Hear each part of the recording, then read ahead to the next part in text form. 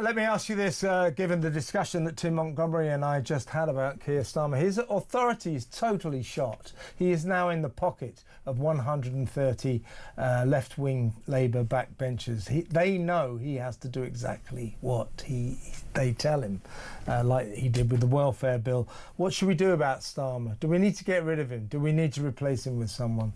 Let me know. 03444991000. We have a huge problem with this guy. Check this out. In the last 2 days, let me get the numbers right. So on Sunday, 585 migrants came across the channel in 8 boats. Yesterday, a bumper 879 in 13 boats. Unlucky for some, as in us. Unlucky for the British taxpayer. For British taxpayer. That's that. What is that? You know, best part of 1,500. That is actually. Let's get to the producer to add this up. Please, excuse me, team. Audience, talk amongst yourselves. I'm going to chat to the to the producer for a second. Seriously, Samara, look at multiply. Yeah, she's just. Yeah, I know that. How much will they cost at £40,000 each? She's just added up the 2 days. You know. Thanks for that earlier. It's 58 million quid in the last couple of days. This is live radio, folks. Yes, it is.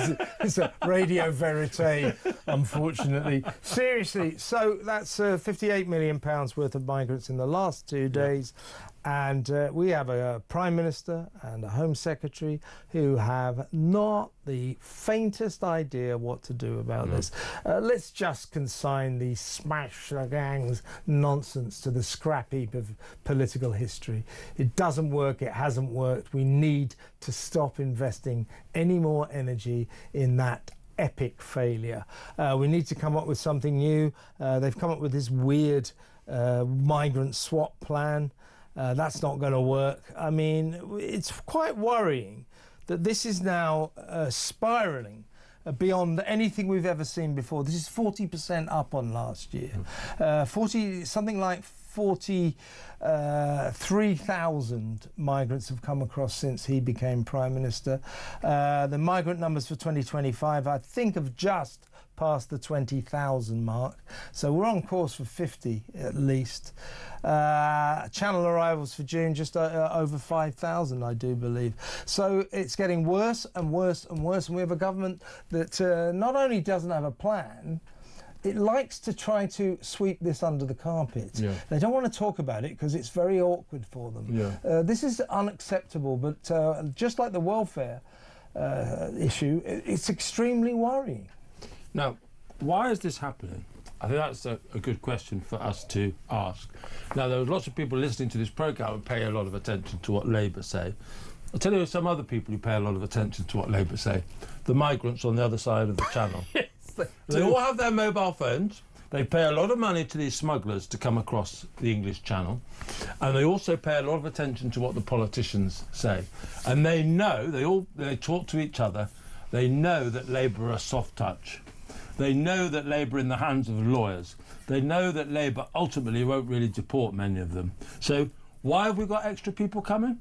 Because they know once the Rwanda plan was scrapped, the plan of the last government to send migrants back to, well, send them to Rwanda rather than to any other place, that they knew that it was a weak country.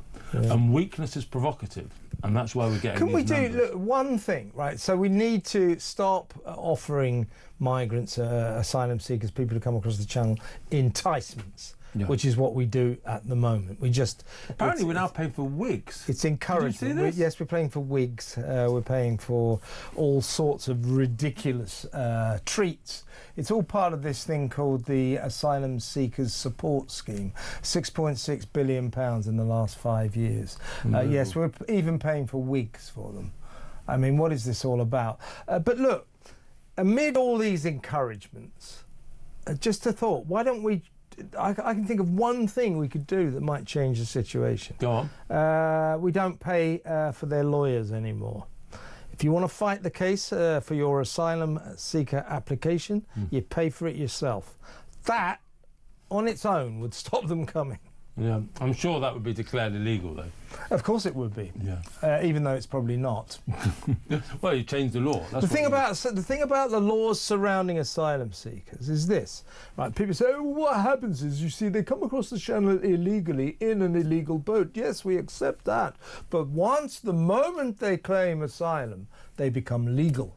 That's not true. That is a political decision. They arrived illegally, usually without documents, so they've broken 2 laws there. They should not be allowed in. Just claiming asylum does not make their presence and their voyage legal. That is a political decision, right?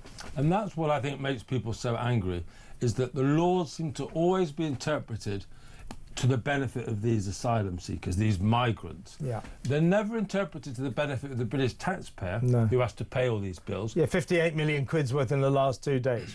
Or indeed, and I think we spoke about this last week or the week before, Kev, is the security threat that these represent. We do not know who is breaking into our country, and that's what they're doing. They're breaking into our country.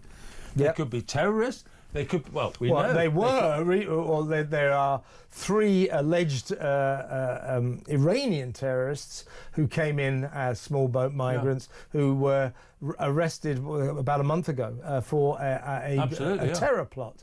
Now, you know, we don't know whether or not they're going to be guilty or not, but they were asylum seekers. They were cross-channel small boat migrants, so we didn't know anything about them. Turned out they're Iranian or alleged Iranian terrorists. That's what you're talking about. And we know some of them have been involved in the grooming gangs scandal. Well, that's as well. Yeah. So I'm afraid it's more than about money.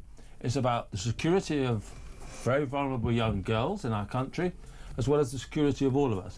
And there'll come a moment, and I fear this moment a great deal, and I hope I'm wrong, but there'll come a moment when something terrible happens in this country, a terrorist outrage happens, and it'll be linked to these people who've broken into our country. And then the people of this country will rise up, and that's what the authorities are worried about. We're all worried about that.